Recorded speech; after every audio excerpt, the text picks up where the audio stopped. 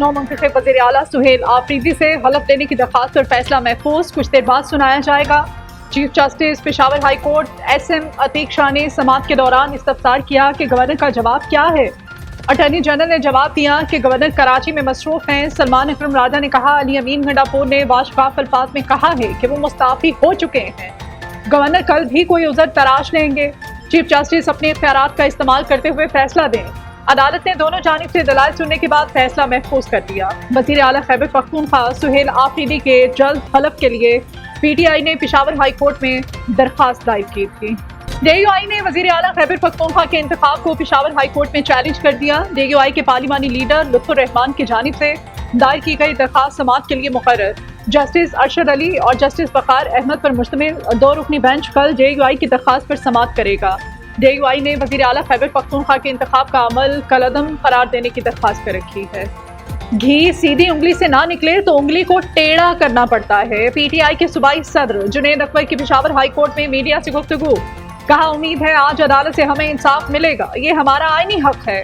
عاطف خان کا کہنا ہے علی امین گنڈاپور نے خود اسمبلی میں کھڑے ہو کر کہا کہ انہوں نے اپنی مرضی سے استعفیٰ دیا ہے، اس پر کوئی قانونی اعتراض نہیں ہونا چاہیے۔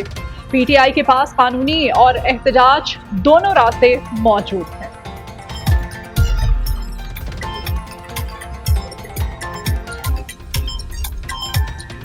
خیبر پختونخوا میں نیا سیاسی بحران پیدا ہو گیا۔ سہیل آفریدی نئے وزیر اعلیٰ تو منتخب ہو گئے مگر گورنر نے حلف لینے سے انکار کر دیا۔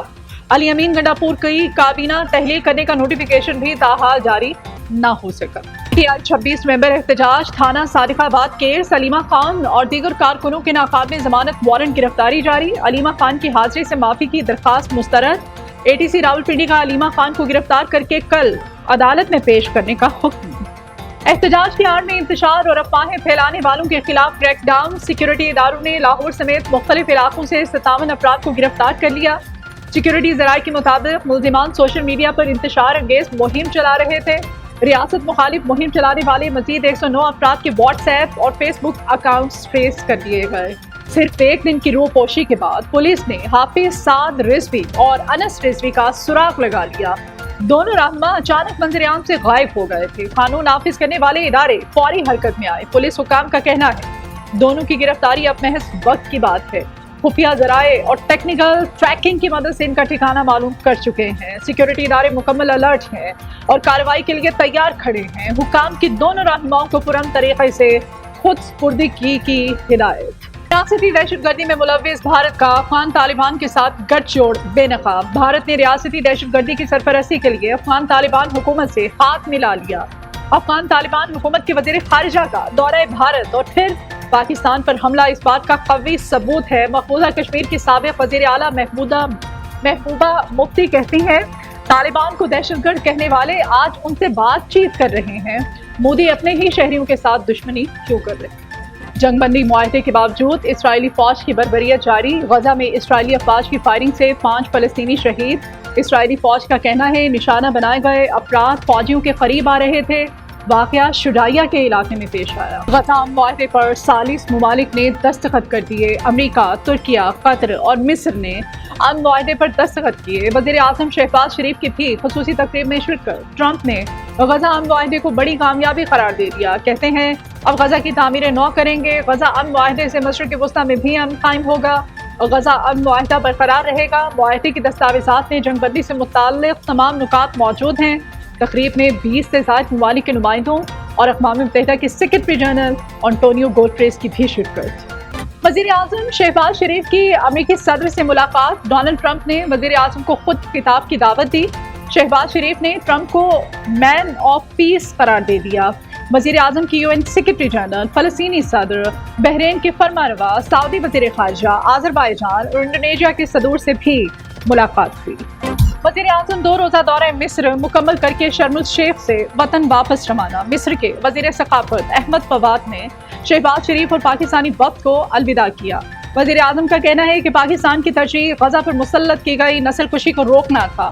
امن کے لیے صدر ٹرمپ کے منفرد کردار کی تعریف کا اظہار کرتے رہیں گے۔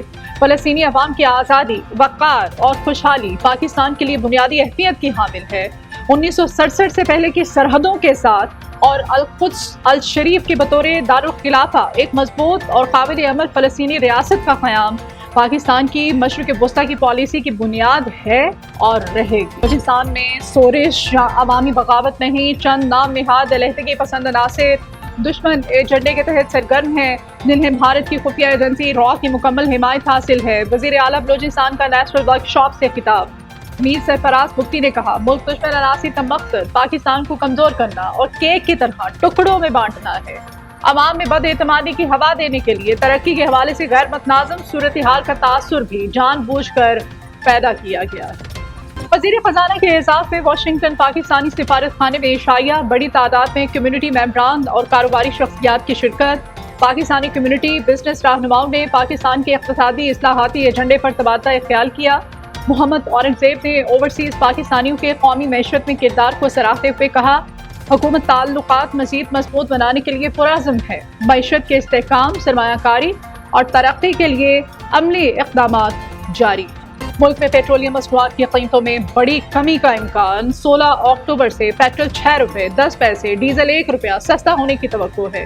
مٹی کا تیل 2 روپے 75 پیسے، لائٹ ڈیزل 1 روپیہ 64 پیسے سستا ہو سکتا ہے۔ قیمتوں میں رد و بدل کا نوٹیفیکیشن وزارت خزانہ جاری کرے۔ سپریم کورٹ میں 26ویں آئینی ترمیم کے خلاف درخواستوں پر سماعت۔ جسٹس جمال خان مندوخیل نے ریمارکس دیتے ہوئے کہا، کچھ وکلاء نے تو یہ بھی کہا ہے کہ آرٹیکل 191A کو سائٹ پر رکھ کر کیس سنا جائے۔ جسٹس عائشہ ملک نے کہا، کمیٹی کے پاس بینچز بنانے کا اختیار ہے، فل کورٹ بنانے کا نہیں۔ کیس کی سماعت کو کل تک کے لیے ملتوی کر دیا گیا۔ میں سپر ٹیکس سے متعلق کیس کی سماعت۔ جسٹس جمال خان مندوخیل نے ریمارک دیے کہ مسئلہ یہ ہے کہ ہم کسی کے حق میں فیصلہ دیں تو خوش ہوتے ہیں، اگر ہم فیصلہ خلاف دیں تو نہ خوش ہو جاتے ہیں۔ جسٹس محمد علی مظہر نے کہا، کتنا ٹیکس نافذ ہوگا اس کا فیصلہ گزشتہ سال کے اثاثوں پر ہوتا ہے، یہ کہاں لکھا ہے کہ تشخیصی ٹیکس کب نافذ ہوگا کب نہیں۔ سپر ٹیکس سے متعلق کیس کی سماعت کل تک کے لیے ملتوی کر دی گئی۔ پنجاب کے تمام ٹول پلازوں پر پرچی ختم، مکمل ڈیجیٹلائزیشن کا فیصلہ۔ 38 الیکٹرانک ٹول پلازوں پر موٹر وے کی طرز پر 1 ایپ 1 سسٹم رائج ہوگا۔ وزیر اعلیٰ پنجاب کی زیر صدارت اجلاس۔ صوبے بھر میں CNW اور LDA پروجیکٹ پر پیش رفت کا جائزہ۔ 5 بڑی سڑکوں کی تعمیر و مرمت اور بحالی کے لیے پبلک پرائیویٹ اشتراک کار کی منظوری۔ مریم نواز کا نئی بننے والی تمام سڑکوں پر سولر اسٹریٹ لائٹس لگانے کا حکم۔ محکمہ اسکول ایجوکیشن کا فرسٹ ٹرم امتحان نہ لینے کا فیصلہ۔ ذرائع کے مطابق پنجاب بھر کے 38,000 سرکاری اسکولوں میں 1 کروڑ سے زائد بچوں کا فرسٹ ٹرم امتحان نہیں لیا جائے گا۔ مڈ ٹرم امتحانات دسمبر کے پہلے ہفتے میں ہوں گے۔ سیلاب اور تاخیر سے اسکول کھلنے کے بعد اسکولوں میں فرسٹ ٹرم کا امتحان منعقد نہیں کروایا جا سکا۔